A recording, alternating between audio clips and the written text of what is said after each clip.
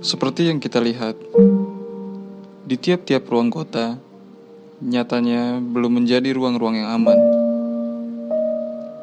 Padahal, segala kampanye dan edukasi tentang menciptakan ruang aman begitu gencar dilakukan. Begitu juga dengan kampanye anti kejahatan seksual. Apakah kampanye itu benar-benar sampai ke masyarakat umum?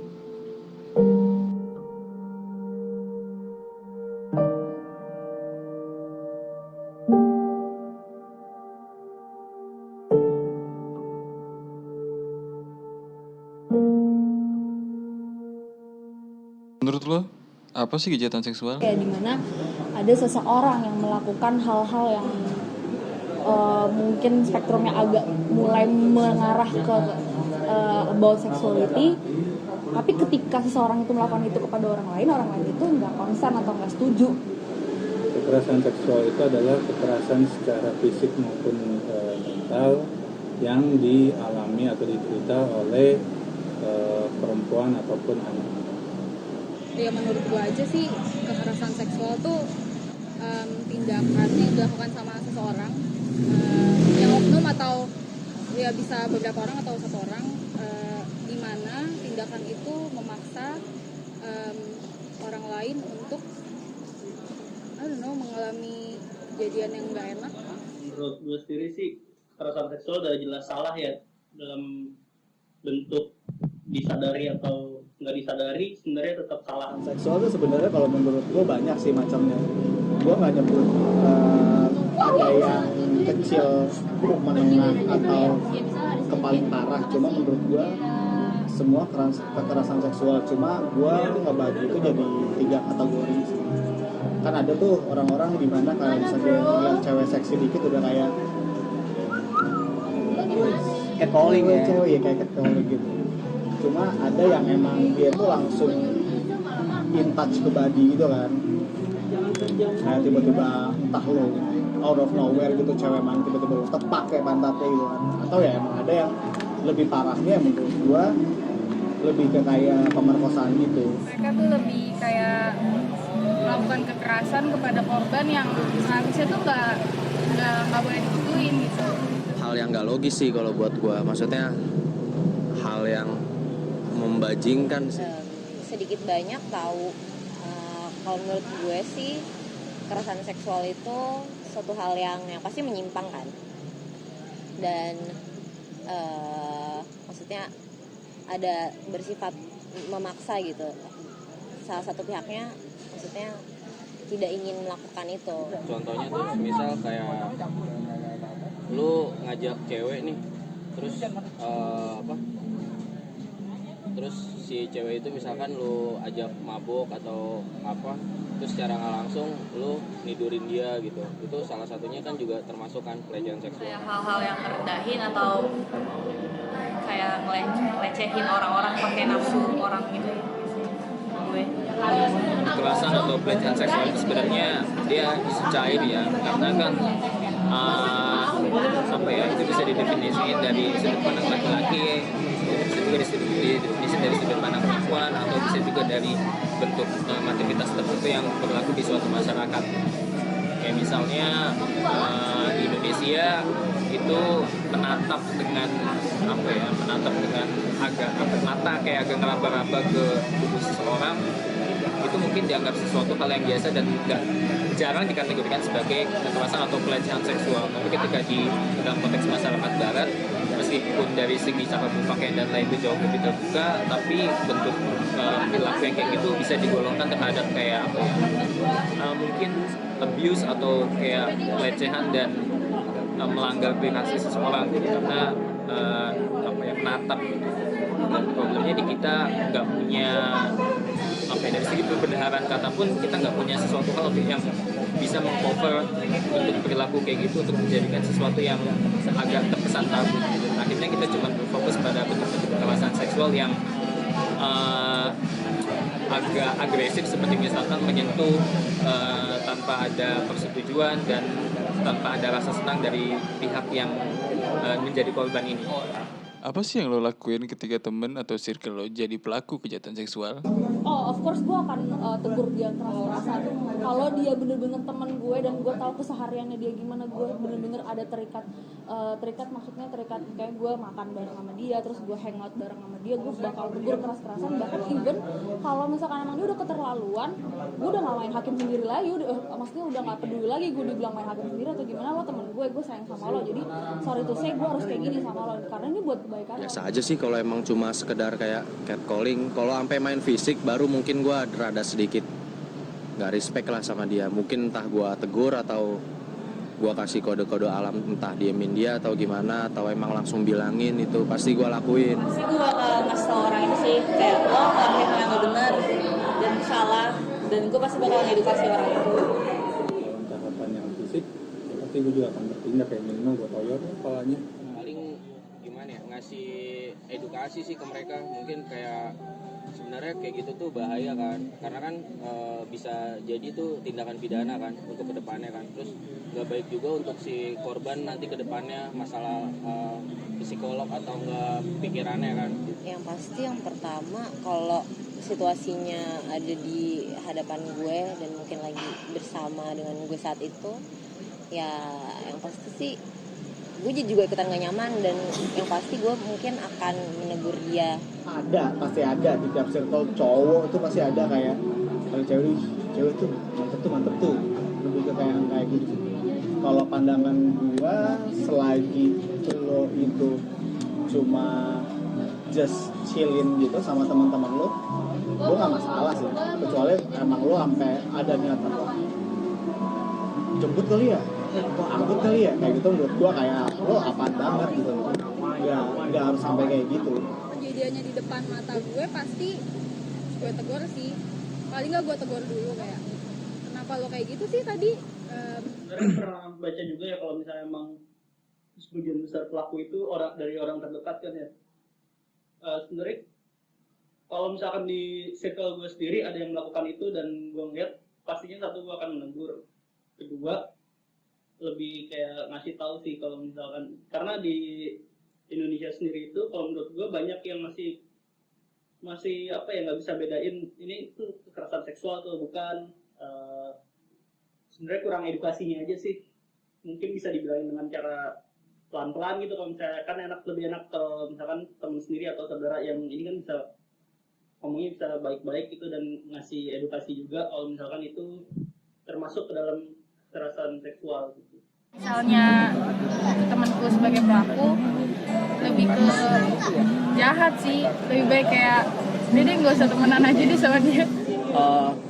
Kalau saya pribadi apa ya, ini kan posisinya di posisi sulit. Ada seorang temen yang dia ngelakuin kayak pelecehan seksual gitu. Kalau morally speaking, idealnya itu harus ya minimalnya memutus tali pertemanan, itu salah satu bentuk sanksi sosial. Temen lo ada gak sih yang menjadi pelaku? Kalau terhadap korbannya pada saat itu justru kebetulan korbannya memang mempunyai juga kelainan. Sebetulnya salah satu artis yang mempunyai kelainan itu memang di catcalling, digodain. Tapi gue nggak tahu apakah memang karena dia memang baik atau memang dia karena kelainan itu. Pada saat itu sih dia menerimanya dengan baik ya, maksudnya ya udah diajak ngobrol aja biasa. Tapi kalau dari guanya, gue diemin, karena dia belum melakukan kekerasan seksual secara fisik. Ada sebagian jadi korban, ada sebagian juga yang melakukan kekerasan tersebut. Sejauh ini ya, iya belum lihat langsung. Sejauh ini sih nggak ada ya. Sejauh ini nggak ada. Pelaku itu belum pernah, tapi kalau relatif dalam artian temennya temen itu ada, dan kebetulan teman saya yang menjadi korbannya, dan itu pun posisinya agak sulit gitu, karena biasanya kasus kekerasan seksual ini kan modus ini beragam. Ada yang murni stranger, kemudian dia main-main dan dengan agresif memasuki ruang privat seseorang, entah itu menyentuh atau melakukan koersi, atau bisa juga dengan lobby-lobby tipis dengan atas nama asmara, dan ini sering terjadi, entah itu lewat modus via chat atau modus via apa ya, nanti malam kamu nginep di kosanku ya, ini hujan dan seterusnya. Itu sering terjadi. Dan yang modus-modus ini, dan modus-modus yang atas nama asmara ini seringkali sangat menguntungkan pihak laki-laki dan merugikan pihak perempuan, karena perempuan itu dari kecil sampai dengan dewasa jarang ada yang dididik untuk menjadi perempuan agresif yang berani untuk melawan hal-hal tersebut. Dan akhirnya ketika mereka di gaslight atau digoyahkan keyakinannya atau dibengkokkan perspektifnya oleh retorika-retorika si laki-laki pelaku ini, itu mudah untuk mencari pembenaran-pembenaran atau bias-bias yang berbasis pada perasaan yang sebenarnya nggak begitu realistis, dan akhirnya malah melanggengkan praktik-praktik yang demikian. Dibilang teman enggak, tapi saya kenal orangnya. Temen deket gitu enggak sih, kenal aja. Oke, kalau ada, dibilang ada. Sorry tuh saya gue nggak bisa nyebutin secara spesifik ada di misalkan jabatan atau kayak gimana, gue nggak bisa nyebutin. Cuman kalau ada. Dan bagaimana gue menyikapinya gini, kalau dari gue pribadi selama itu tidak merugikan bagi gue, ya gue nggak ada ambil sikap yang terlalu serius ke dianya, tapi gue akan mungkin jaga jarak dan gue akan terus memperhatikan dia gerak-geriknya kayak gimana sih gitu. In case kalau misalkan ada korban lain, ya gue baru bakal bertindak gitu loh. Dan tergantung ke korbannya dia lagi. Kalau misalkan korbannya ada yang speak up, of course gue akan mendukung dia dengan sangat-sangat totalitas. Apa yang menjadi dasar seseorang melakukan kejahatan seksual? Mungkin karena udah kecanduan. Kalau pandangan pribadi bukan karena pakaian si cewek terbuka, karena pakaian si cewek terbuka itu sebenarnya gimana ya? Orang-orang kan bilang ibarat permen, kalau dibuka bungkusnya pelalat pada nemplok. Orang-orang kan pada bilang gitu. Persepsi dia nggak, kalau menurut gue ya, persepsi kayak gitu tuh nggak harus dijadiin nyatu sama mindsetnya masing-masing, karena balik lagi ke diri kita, otak kita ini normal atau enggak, hyper atau enggak, maksudnya kayak penggila atau enggak. Kalau kalian penggila wanita tapi kayak ngelihat cewek terbuka dikit langsung kayak wah mantap banget, ini gila, ini kayak ini pasti dalamannya kayak gini nih, pasti kalian langsung ngebayang-bayangin kayak gitu. Itu kalian mungkin menurut gue udah sedikit nggak waras gitu mungkin. Ya mungkin satu karena ada kesempatan, terus mungkin dia orangnya nyaman untuk bikin orang lain gak nyaman dengan ngelakuin tindakan itu. Ya mungkin dia punya hasrat seksual yang menurut dia itu dia nggak dapet atau gimana, atau mungkin lebih ke adrenalin sih.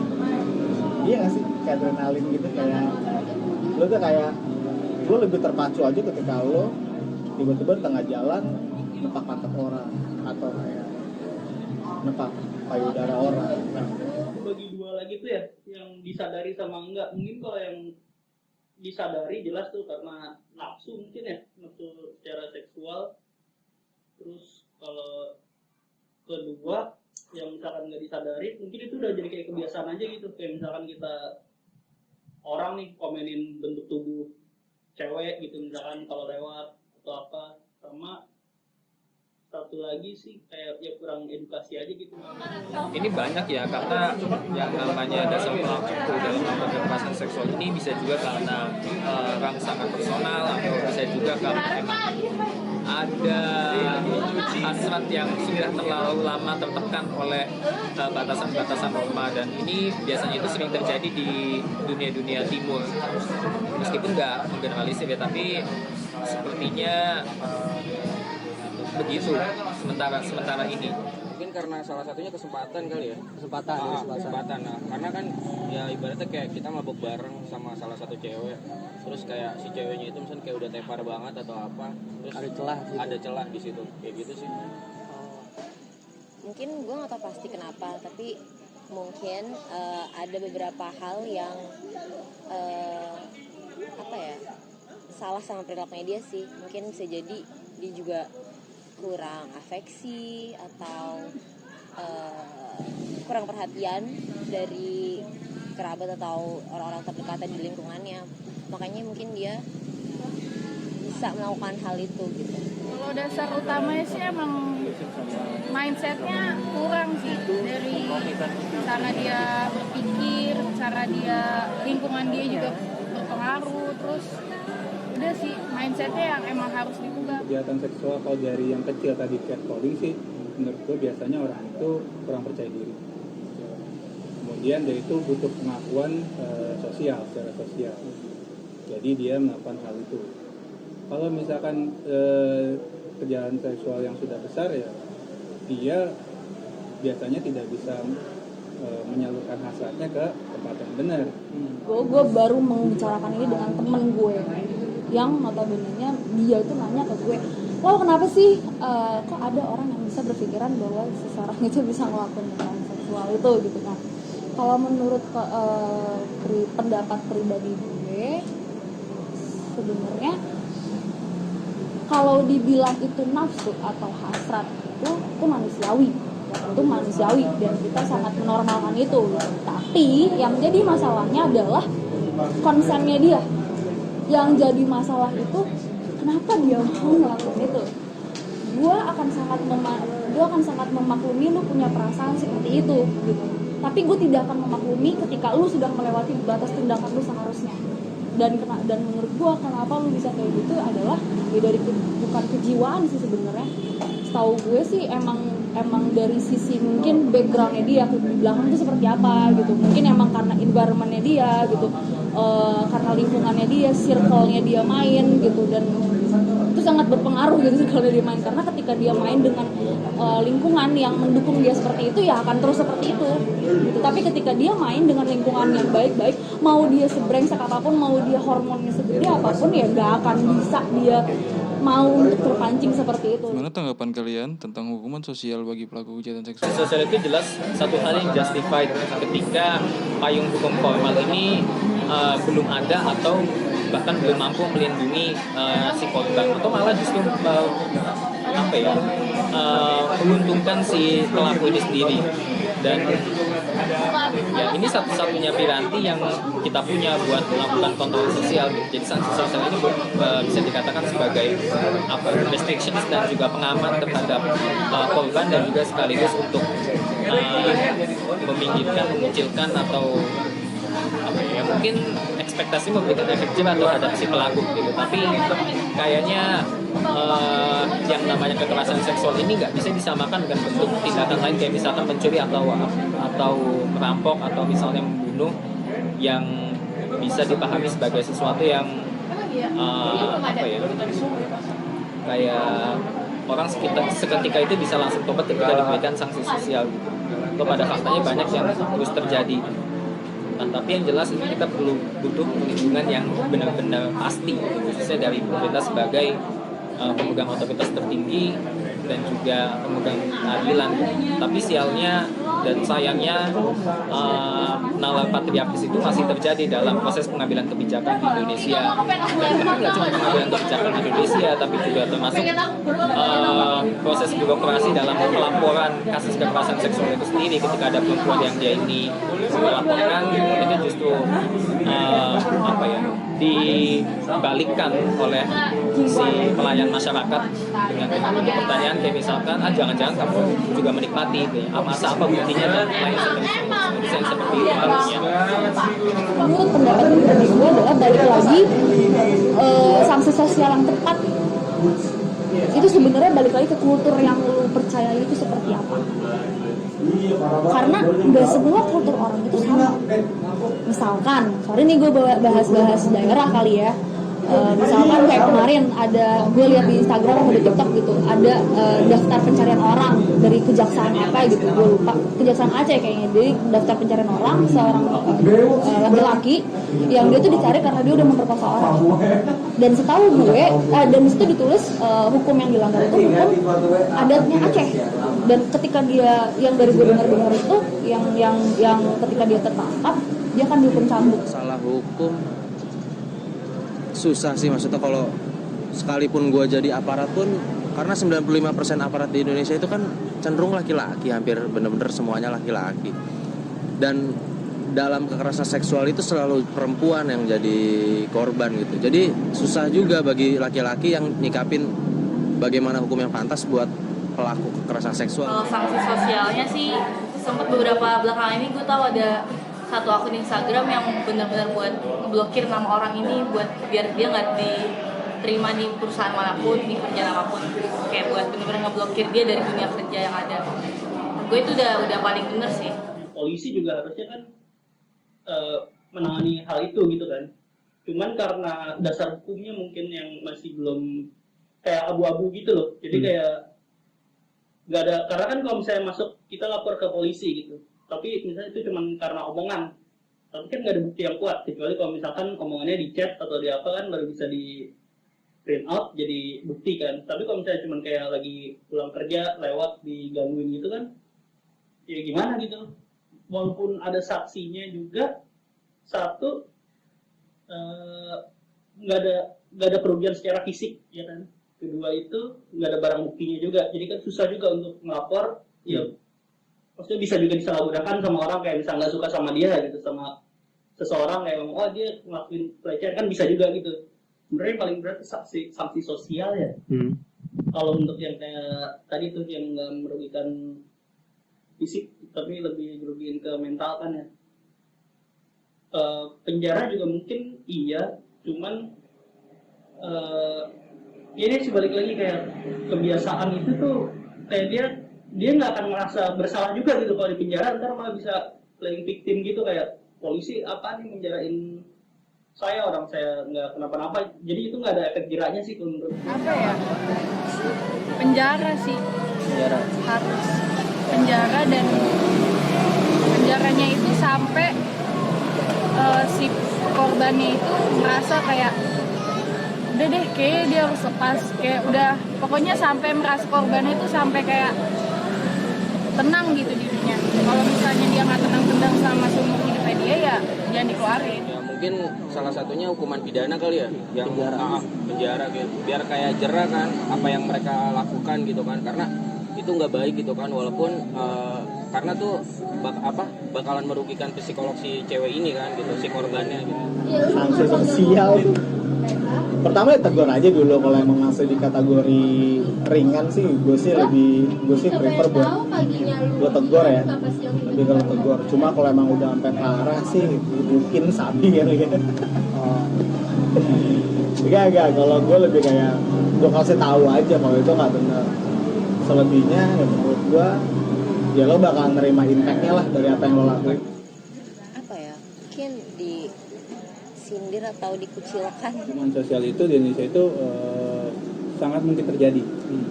Kalau ngomong sampai dengan masuk media, nah itu biasanya memang ada kasus-kasus tertentu yang awalnya tidak dilihat orang, ketika masuk media akhirnya menjadi pusat perhatian, barulah diurus dengan serius.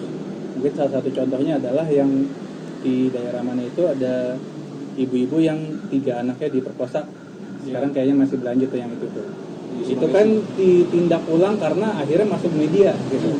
Nah emang mirip sih, maksudnya pelaksanaan pasal tentang itu, hukum tentang itu juga masih kurang banget tentang kekerasan seksual. Kalau sanksi sosial, gue rasa sih orang-orang juga udah banyak yang vokal ya soal ini. Terus ya paling kayak kita jauhin atau kita katain atau kita kerjain apa gitu yang bisa bikin dia jela gitu.